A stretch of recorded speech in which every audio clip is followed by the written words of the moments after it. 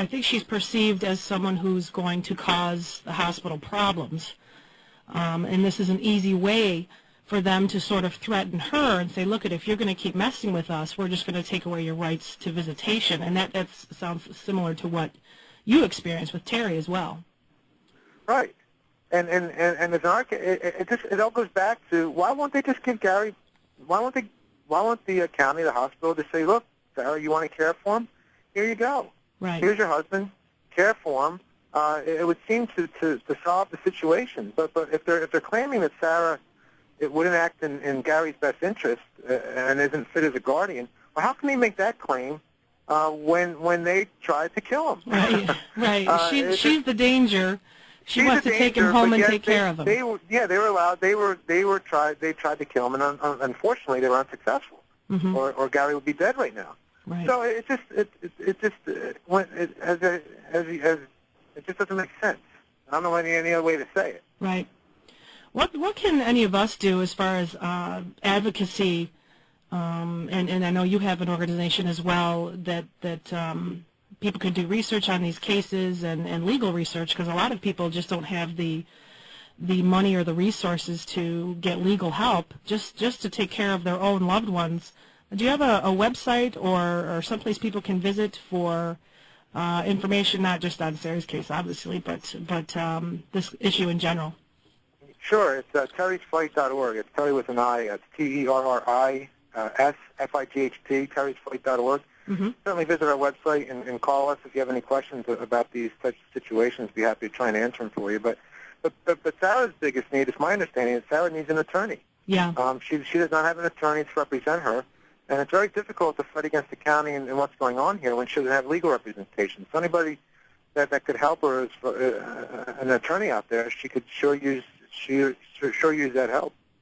Yeah, this guy she's got helping her seems, very knowledgeable, but you're right. You need to have a real professional in your court. Of course, it's expensive, so I've read that a lot of these guys are doing these cases pro bono because they believe it in their hearts.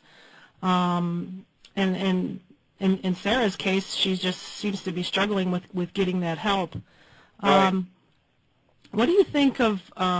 Does this happen frequently? I mean, I'm reading more and more across the country that this is really getting out of hand with the power that these guardians have, and people really aren't aware. I mean, God forbid any of us have a loved one, get a traumatic brain injury or something. It's quite frightening. Well, it's just not the guardians. It's the health professionals, mm-hmm. Doctors, nurses, and even the facilities. What has happened is that feeding tubes have been, food and water has been redefined via feeding tubes. It used to be considered basic and ordinary care, mm-hmm. but it has been redefined where feeding tubes and food and water is now defined as extraordinary care, as artificial life support, as medical treatment. Yeah. And because of this, it enables healthcare professionals to remove it from individuals, even though they're not dying, and that's the only thing sustaining them. And that's why we're seeing the problems we're seeing across the country and the cases we're experiencing as an organization trying to help people, because, yes, it is happening more and more. And I think people would be quite shocked on how frequently this is happening across our nation today. And now, in the case of Terry, was that the case then as well, that food and water were considered medical care or extreme medical care? Yes, that's what enabled Michael Schiavo, one of the criteria which enabled Michael Schiavo to remove Terry's feeding tube is because food and water is now considered medical treatment. And because this has been redefined, it can be very, very difficult to stop healthcare professionals from removing this from people, even if the family or the individual is asking for it.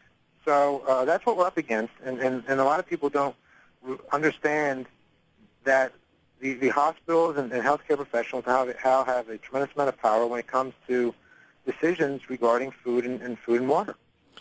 Do you think it's a mentality as well, just kind of an anti-life mentality? I mean, it seems like doctors and nurses, they take these oaths and they are compassionate individuals who want to care for people and have a respect for the dignity of life. But do you think that I mean, I'd hate to say it, is that kind of changing where we just kind of make choices as to who we think are worthy of life?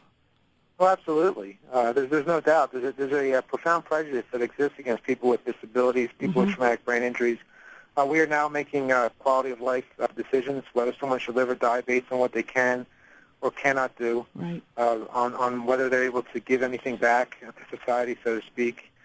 So yes, I think there is more and more people becoming indoctrinated into this type of thinking and becoming more and more desensitized to the fact of starving and dehydrating people with cognitive brain injuries to death. And it's quite frightening, and I personally don't think it's going to get better, and if it does get better, it's going to get worse before it does. Right, right.